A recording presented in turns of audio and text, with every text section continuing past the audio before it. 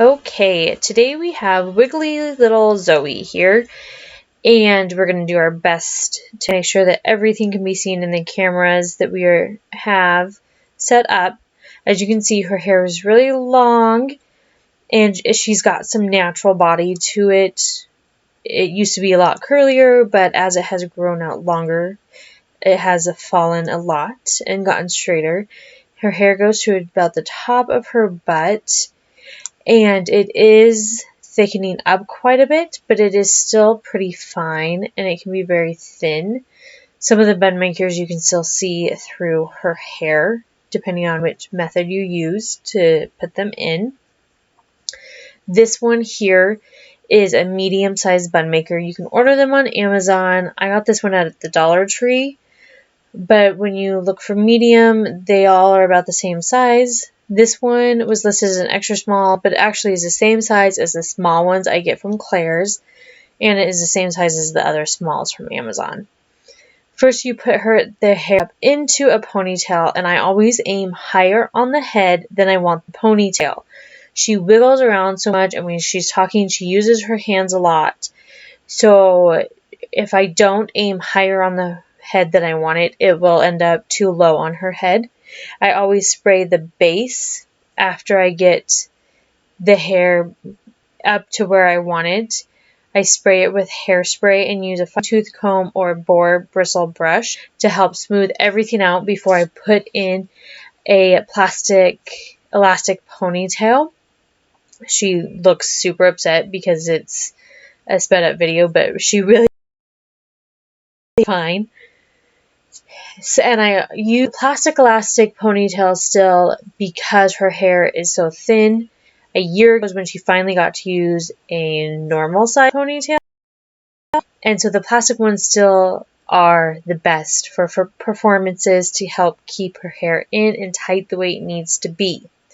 After I get it in, I try and move the ponytail itself out of the way because I'm not ready for that to be sprayed at all, and I brush any bumps up to the base of the ponytail.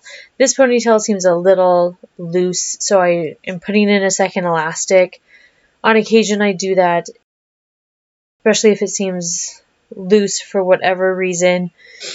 And after I get everything smoothed out and pushed to the base of the ponytail, I will put the bun in. I do that so that if there's any bumps, it gets covered up by the bun, and I always brush through the ponytail to make sure that it is ready to go and we are ready to work with it. I don't like doing her hair wet because I don't think the bun makers work as well when the hair itself is wet, so we always try and make sure that the ponytail itself is dry.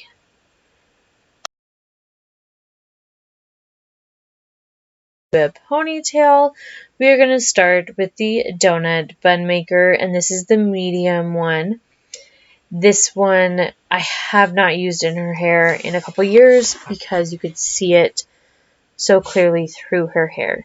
You start by pulling the hair through the bun maker in the middle there, and then as you can see, she is starting to spread it out. She knows the drill. You spread it out and try and cover the entire bun maker. And once you get it smooth out and evenly around to cover it, you take a hair tie and you just put it over the bun and loop it around so that it's at the base. You will be using the tail of the bun and pony there to cover it. As you can see, you can still see the black bun maker through her hair. So I'm going to pull out the hair a little bit and loosen it up a little to help cover some of that and to give it a little bit more volume.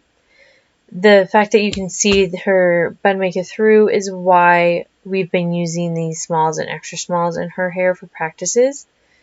You take the hair and the tail and you just kind of pull it around to the back and you just start twisting it together because you're going to twist it together to cover up that ponytail. And you just start twisting and gather all the hair as you go and twist it as tight as you can to make sure that you can get it tucked up in there. And once you gather all the hair, you just twist the tail in there and you wrap it around your bun. And you will be pinning the tail in. So you get your bobby pin, and I just use the standard bobby pins, and you catch the tail and the base of her head there, and you put in the bobby pin. We're going to switch angle so you can see that a little bit better. Once again, you take your bobby pin and you catch the twisted tail part and you push it into the base. You want to make sure that you actually go down to her head and not just into the twisted part itself. These ones I don't typically use for performances just because they are not my preference, but we do use these for practices because she can also take it out on her own in order to do tumbling. I always put in at least 4 bobby pins, and you just kind of start pinning it around to make sure that it feels secure on her head. And if you need to redo some, this one's actually very forgiving. You can take them out and redo it if you need to. Not a big deal. Our next one we're going to do, I actually had to come back and do this a different day, so I just used a normal hair tie on her. The medium donut maker has a second method to use. This one I got from Claire's, and as you can see, they just kind of roll and twist. There's a second method that I haven't tried in years because the medium bun maker works well with. The smalls are a little too small to get it to work the way it's supposed to, but you just pull the hair through like you did on the other one, but you're actually going to move the bun maker down to the base, the bottom of the ponytail itself. As you can see, I left and I stopped about where her hair starts to split into layers, and I split the tail in 2 and I wrap it around the bun maker, and I'll try not to leave the frame too much, and I push it in to where the ponytail goes into, and then I take my thumbs and put it on either side of the inside of that donut, and I pull the inside out, and I'm just rolling it. As you can see, I'm just rolling it to the base of her hair, and in the process it looks like it's not going to look that great, but it actually does smooth out very well.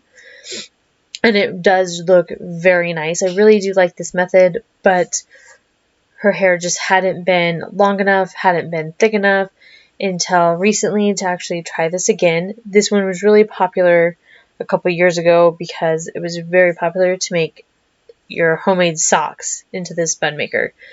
You just, again, take the normal bobby pins and make sure you catch the base of the bun and secure it to the base of their head, and it will actually stay really securely. Like I said, the small ones do not roll very well. They are just a little too small, a little too tight to make it work well. This one she did actually wear to practice. She was on her way to class when we did this method, and it stayed in extremely well. And she did say that she prefers this one. She said it felt a lot better on her head than some of the other ones did. So we will probably be using it a little bit more. Now that I've shown you the 2 different methods to use the donut bun maker, I'll show you how to use this one. This one I got here in town at Walmart, and it is just a child-size bun maker. And we've been using this one for 4 years, so you can see all the little bumps and creases and stuff from it getting used so often.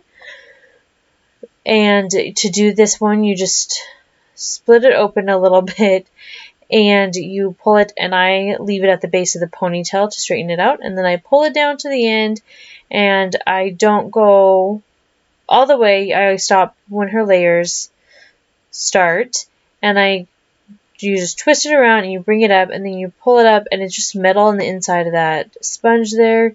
So you twist it around to form a circle. Typically, I do make sure that I am twisting it so that the 2 ends meet in the back, but I didn't worry about it today. And where the 2 ends meet, I always take a small one of my shorter bobby pins and pin those hairs together just to help hold them together so that it does look a little bit nicer and stays a little bit better. But that's typically the only bobby pin I use prior to using the hairnet. I grew up where if you were in ballet, you had a bun and you used a hairnet. And so I just always did that for Zoe, and she just never seemed to care, and I always had a good method with it. This is the hairnet that I get in town. It's tan. It works perfect for her hair color. But I did notice recently that there is a size on the package. Here, I can only get one size. So I just make it loop a couple different times, and I take the extra around and I pull it, twist it up, and just pin it in there and pin it down. And this is the one that I do prefer for performances because it holds down all of her wispies that show up in the bun. I also think that if you have multiple hairstyles, like a lot of times her hair ends up having to be curly for one of them. And I feel like this one will maintain the curl better if that hairstyle comes after the bun. When you're putting your bobby pins into this one, just make sure you're catching the hairnet and the hair from the bun and putting it into the base. And